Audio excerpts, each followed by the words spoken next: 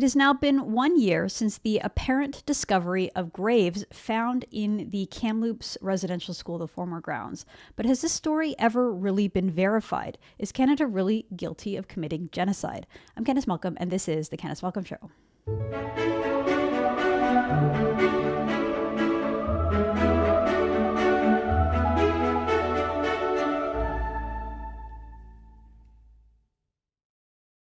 So 1 year ago, on May 27th, 2021, the Kamloops Indian Residential Band released a bombshell of a press release with a stunning accusation. This accusation made its way around the world.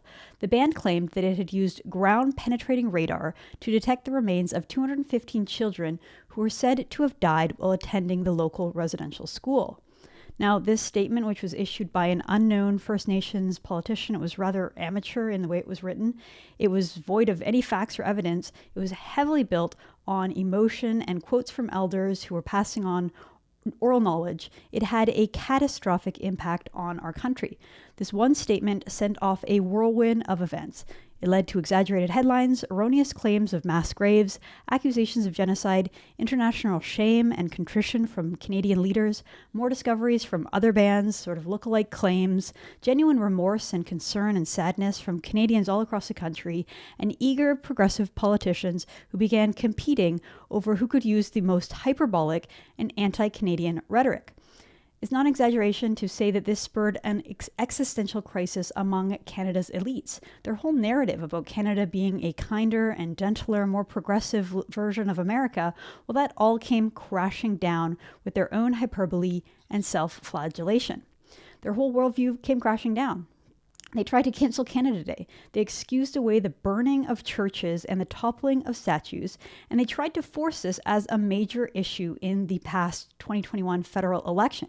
In fact, during the English debate of the 2021 federal election, reconciliation with First Nations community was the most prominent topic discussed. And that wasn't organic. It was because of the organizers' themed approach to the debate. They mandated that the topic received the lion's share of discussion. So in a debate about the most pressing issues facing Canada, the discussion on reconciliation lasted for 27 minutes. They spent 27 minutes of a 2-hour debate talking about reconciliation. Now, by comparison, during that election, a Leger survey that was done with the National Post found that First Nations reconciliation and that issue didn't even crack the top 10 issues that Canadians were focused on during the election. Canadians were focused on the cost of living.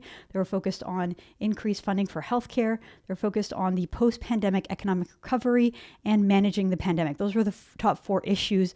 And instead, we spent 1/4 of the debate talking about reconciliation with First Nations. Elites try to force that conversation onto us, and that remains their obsession and their purpose. They try to force this conversation, even though the details of that original story remain spurious and unverified. And so I want to go back to the original story and talk about what we know, what has been verified, what facts are out there, and what remains just vague and unknown. And so joining me to have this discussion I'm very pleased to be joined by Professor Tom Flanagan. Tom is a professor emeritus at the University of Calgary School of Public Policy. He served as a campaign manager to Stephen Harper's Canadian Alliance leadership campaign, and again on Harper's Conservative Party leadership campaign. He is an award-winning author specializing in Canadian politics and Indigenous rights. So, Tom, thank you so much for joining the show. It's great to have you back. Well, nice to be here, Candice. So let's start with the original claim, the story that came out just about a year ago now, that 215 children's bodies had been discovered at a residential school. Has there been any new developments, any new facts that we should know about from this story? What is the latest? Well, nothing that you could call a fact. It's really important to understand what happened on May 27th. The chief of the Kamloops Indian Band gave a press conference. In the press conference, she talked about the findings of ground-penetrating radar, which had been conducted by an anthropologist from Simon Fraser University. The anthropologist's report was never made public. In fact, the Department of Anthropology, Simon Fraser, refused to make the report public. they said it was just between the anthropologist and the Kamloops Indian Band, which in a business sense was true, that the Kamloops Indian Band had paid for it. But it's really unusual to make public claims based on a scientific report which you refuse to release to the public. So that's the first thing. Secondly, the anthropologist did later clarify that no human remains had been found. What she found was she originally said 215 potential burial sites. These were disturbed earth. Later, the number was reduced to 200, but that's not a significant difference here. That's what ground penetrating radar could do. It can show that the earth has been disturbed, but you don't know what's there unless you excavate. Now, it's not surprising that the earth would have been disturbed in this area because it was an apple orchard. So trees had been planted there at one time. Trees don't grow naturally in British Columbia, so they had to be planted. So there had to have been soil disturbances taking place. There has been no excavation there.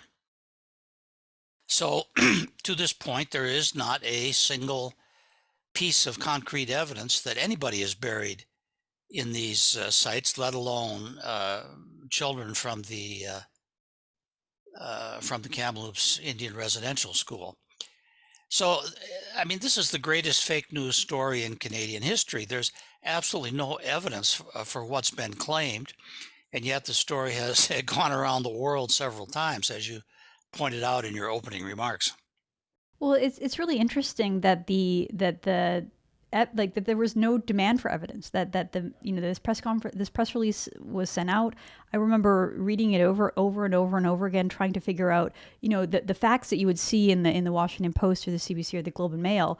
They weren't from a report, as you said, because the report wasn't published. It was all based on quotes from people who had their own recollection of things that happened. So it didn't seem like the standard that we would usually apply to news stories what was taken into consideration at all. They just sort of ran with the most hyperbolic aspects of it and used that to basically condemn Canada as an evil genocidal state.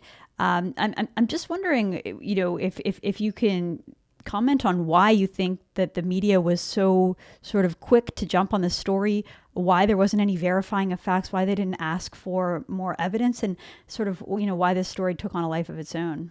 Yeah, well, there are several background factors here that help to explain how this story could gather so much momentum so quickly. First of all, it played to an existing narrative. The narrative had already been established over, let's say about 30 years previously, ever since Phil Fontaine made his famous interview with Barbara Frum in 1990. The story has been built that the residential schools were evil places where students were deprived of their language and culture, and in fact even tortured and killed. So there had been lots of oral testimony to this in this direction over a period of many years. So the media were primed to report what they thought or what they heard to be physical evidence of this pre-existing narrative. So when something plays into an existing media narrative, it's bound to get uncritical coverage, and that's exactly what it did get. Secondly, at a more technical level, one of the major thrusts of Aboriginal ideology in the last, again, approximately maybe 30 to 40 years, has been reliance on oral testimony. And this is not just having to do with claims about unmarked graves, but this has been a major trend in treaty interpretation as well, that the treaties don't necessarily mean what the treaty text says it means, but that they have to be interpreted in the light of memories. But of course, nobody's alive today who was alive when the treaties were negotiated. So what you typically get is something along the lines of, this is what I heard from my grandfather. is what the treaty meant, which is often contrary to the explicit wording of the treaty. So you have oral testimonies from elders, so-called elders at the Kamloops Indian Band, talking about not necessarily their own experiences at the school, but what they claim to have heard from others about things that took place at the school. But that fits into the notion of traditional oral testimony, which has become quite crucial in the world of Indigenous politics. So there's another factor that helps to explain how this story could gather so much momentum so quickly. One of the things that you and some of your colleagues who've taken an interest in researching and bringing some more truth to light, some facts to light, is just information about this school, the Kamloops Indian Residential School. You had a recent piece in True North talking about how they had this sort of world-class Olympic swimming pool. You found archive photos of children sort of carefree, playing, happy. A lot of these pictures came from our friend Chris Champion over at Dorchester Review, the publisher over at Dorchester Review. And it seemed, as well as firsthand accounts of individuals who had gone to that school, people who had transferred to that school, people who had taught at that school, including many First Nations people who taught at that school, that really seemed to show a very different perception of the school. It shows children looking happy, healthy, enjoying a variety of activities. This doesn't really seem to reconcile with the sort of overly negative doom and gloom. These schools were death camps that were murdering children. So well, first of all, thank you for unearthing that and publishing it through True North. But again, do you think that these pieces of evidence that sort of punch holes in the narrative will have any impact in sort of changing the conversation? And if not, why do you think that these sort of powerful pieces of historical documentation don't impact the conversation on this topic? Yeah, well, first of all, as far as some of the evidence goes, the Truth and Reconciliation Commission published a list of 51 children whom it alleges to have died at the school. That's over a period of more than 100 years. Not 215, 51. Now, of those 51, a majority have death certificates in the British Columbia archives, which are available to the public, although the TRC didn't bother to check on this source of information. And what the death certificates show is that the children died for, sort of normal causes. A few were runaways who suffered accidents. Majority died of, kind of ordinary diseases of the day, such as tuberculosis. And they were buried typically at their home reserves. Children came to that school from all over British Columbia, and it's a big province. It wasn't always feasible to send the body back, but most of them were sent back to the home reserve where they were buried. So there was nothing secretive or mysterious about these deaths. I mean, every death is sad, but people do die, and particularly in an age before antibiotics, diseases like tuberculosis and typhus were epidemic killers. There's a lot of evidence that as you said, the Kamloops Residential School was, all things considered, not a bad place. They had their own swimming pool, large swimming pool, at a time when that was very unusual for a school to have a swimming pool, any kind of a school, in the 1950s. There's many pictures of children playing in the pool or otherwise enjoying sports and recreation. They look like happy, healthy kids. They're well fed, they're well nourished. We have the testimony of prominent people who attended there, like Len Marchand, first Indian member of the federal cabinet, political liberal, who said it was a pretty good place. They said the potatoes were sometimes kind of watery, but overall it was pretty good. As you correctly point out, some of the teachers were Indians. They were graduates of that school. Majority of the overall staff members were Native Americans. I mean, there are many jobs. These schools were major centers of employment for First Nations people. So because they had janitors, they had dorm supervisors, they had secretaries, on and on. And a majority of these people were First Nations. So there's all kinds of his evidence that a historian would regard as the typical stuff of history, showing that while the schools maybe were not perfect, that they weren't charnel houses where children were slaughtered. So I come back to my point about how a story plays to an ideological preconception.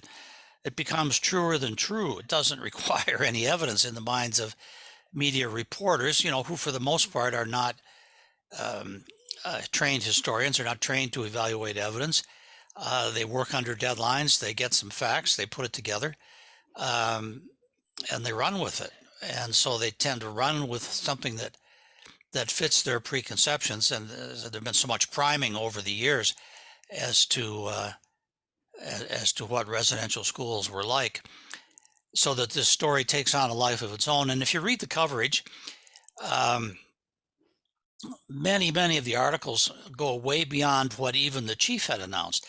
The chief said that she thought that she had found grave sites, but many of the stories claim that 215 human remains had been found, as if bodies had been excavated. There was nothing like that. But another journalistic practice is to base your story on what other journalists have written.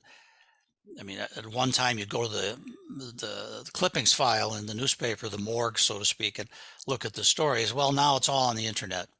So a reporter reads one story, adds a couple of comments, passes it off as his own story. And so the same fallacies get repeated. The more they're repeated, the more they come to seem true to people, because they're being repeated. Now, and of course, our prime minister was no help here, because he immediately jumped on the story.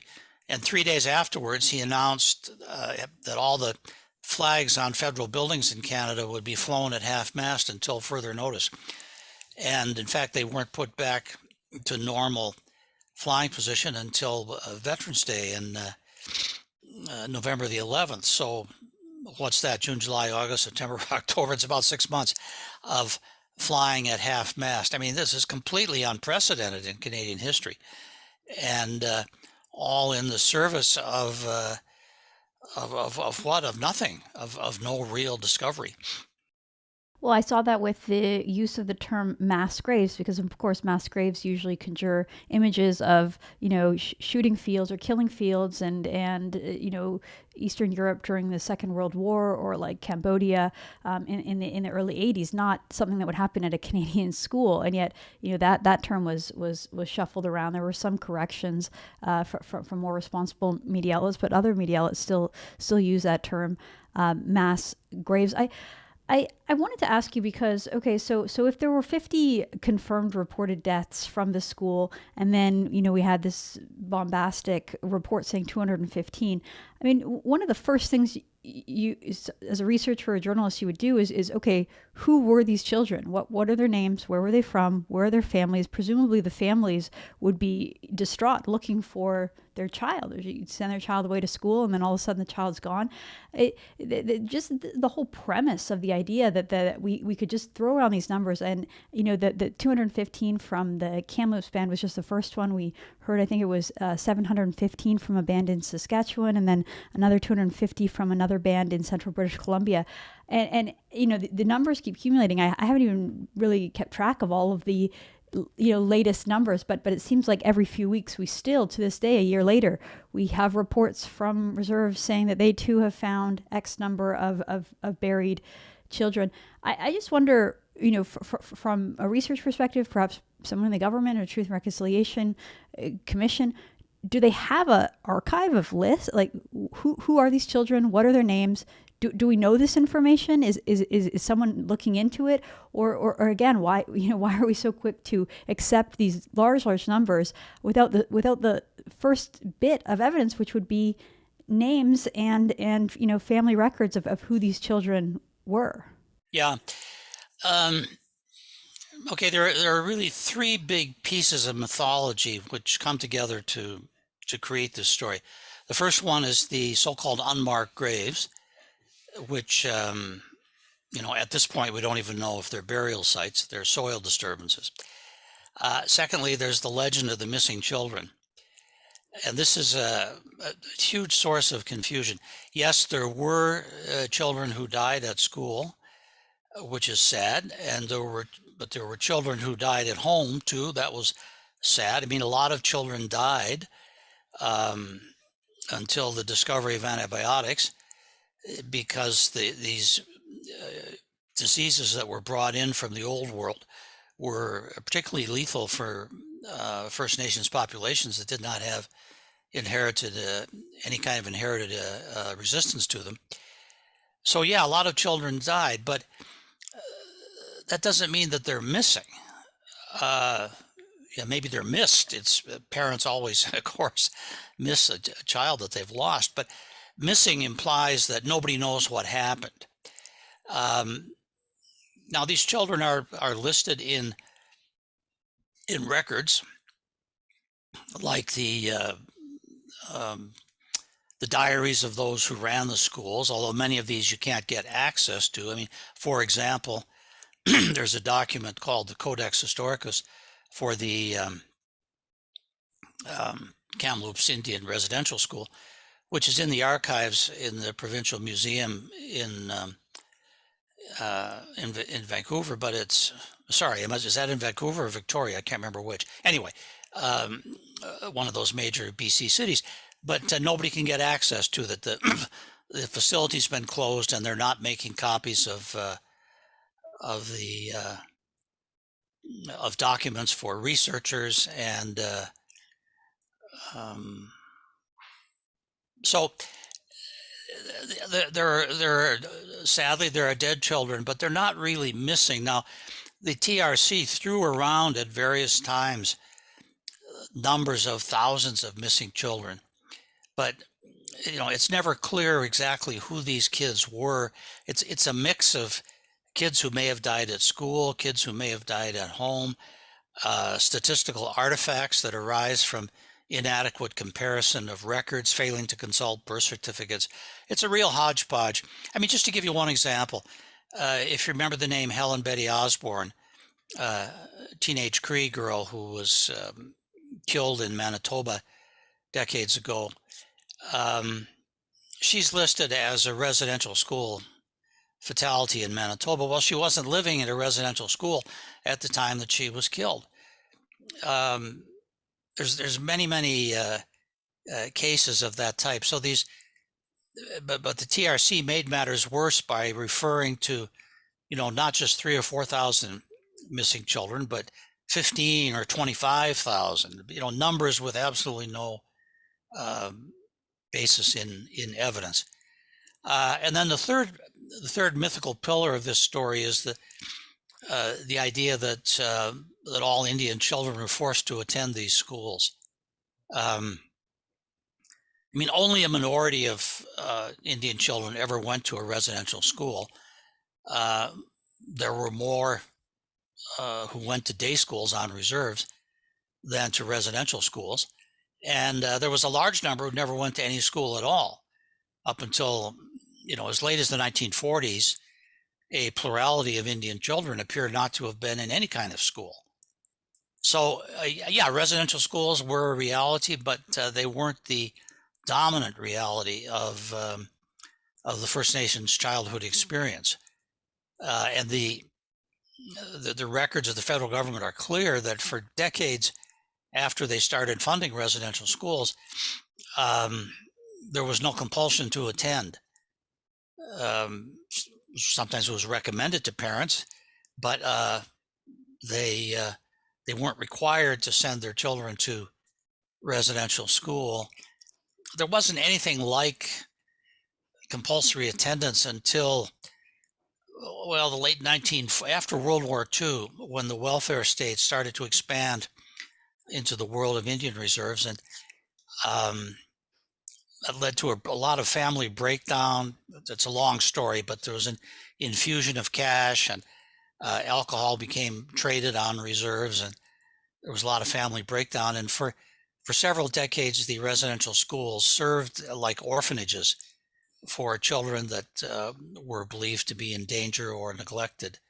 So at that sort of late date, yes, there were children that, because there was no provincial mechanism for dealing with Indian children at that point, the provinces didn't get legal authority to deal with children on reserves until much later. So there was a period of several decades when children that at a later date might have been taken into care by provincial governments were sent to residential schools. But that's a later piece of the story, and only a small piece overall. So you have these interlocking bits of mythology of unmarked graves, missing children, forced to attend, and then they all come together into this story about Canada's not only a cultural genocide, but maybe even a physical genocide of First Nations people. And it's not supported by evidence, but it plays to ideological preconceptions about progressive ideology, about the role of so-called white supremacy and colonialism and mistreatment of everybody except white people. And so you got this receptive ideology that's just waiting there for some semblance of proof, which of course is, in this case, is not proof at all, but it's packaged to look like proof.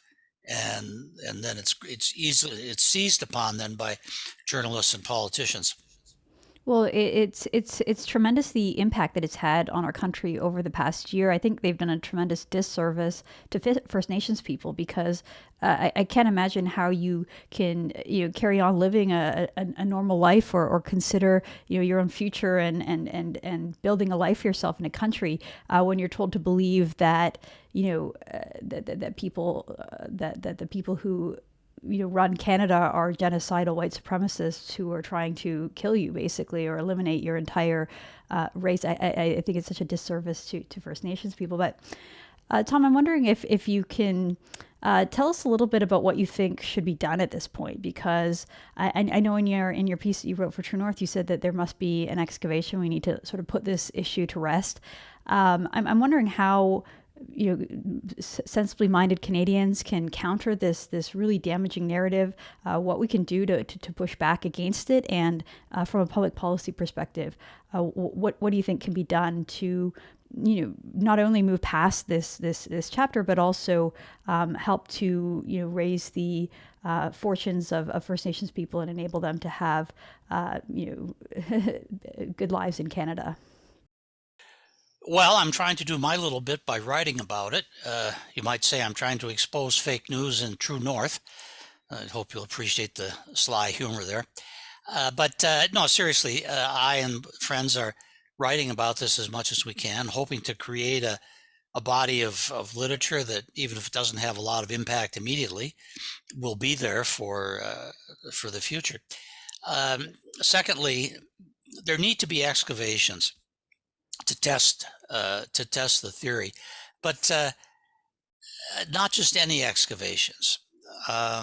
There's a recent news report from the Saddle Hills First Nation, Saddle Lake, which is it? Anyway, Saddle something in northeastern Alberta, which is where the Blue Quills residential school was located. And they've been digging, and they claim, according to CBC reports, to have found perhaps 200 plus skeletons. But first of all,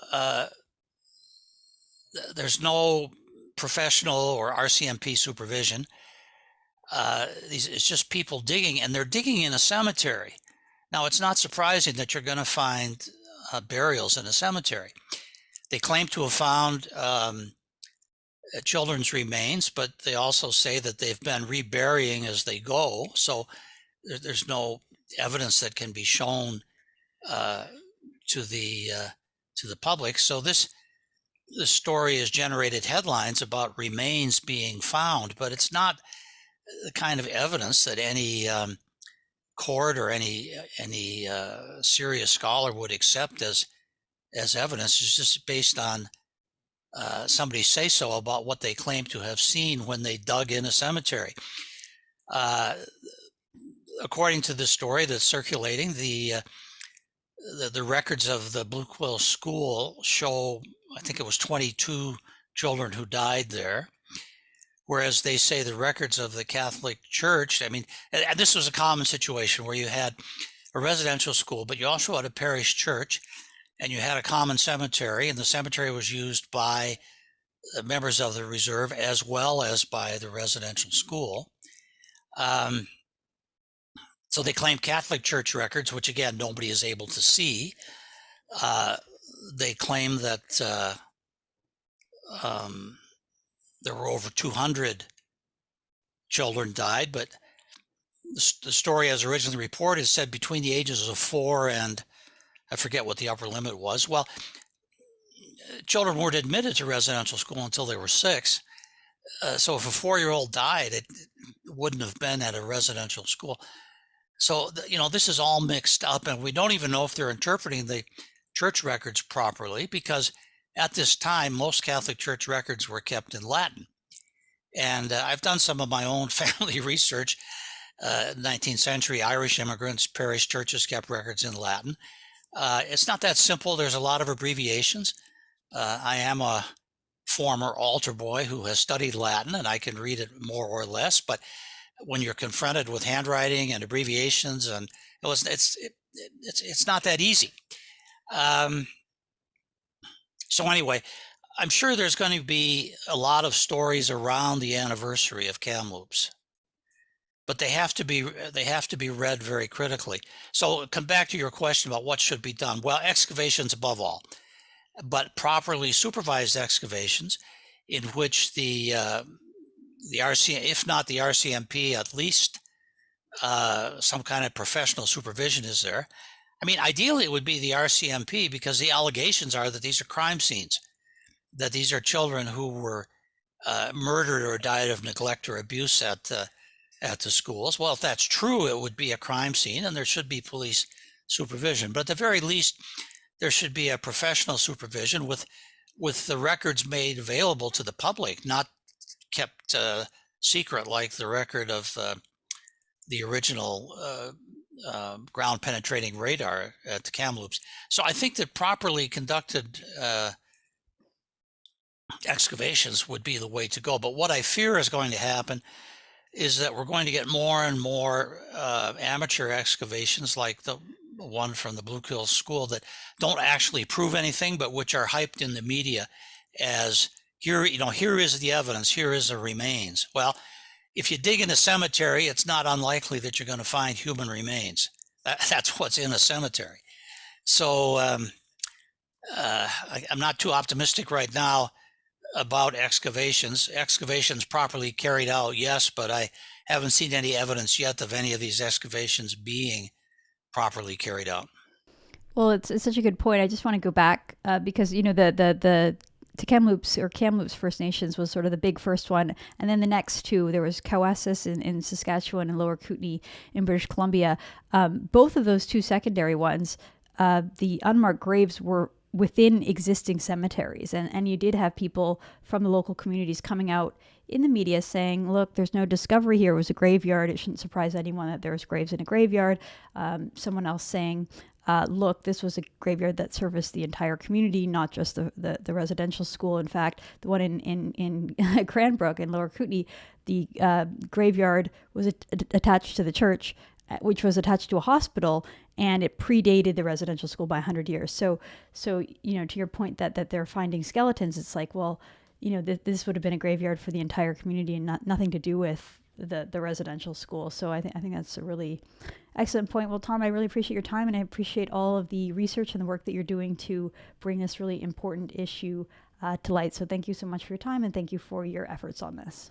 If I could just toss in one more point about the unmarked graves.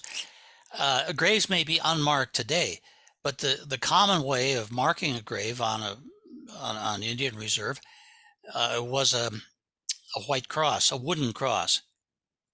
Now this is Canada. White crosses don't stand up very well to the Canadian winter. So, and we're talking in many cases about alleged burials that are decades or even more than a century old.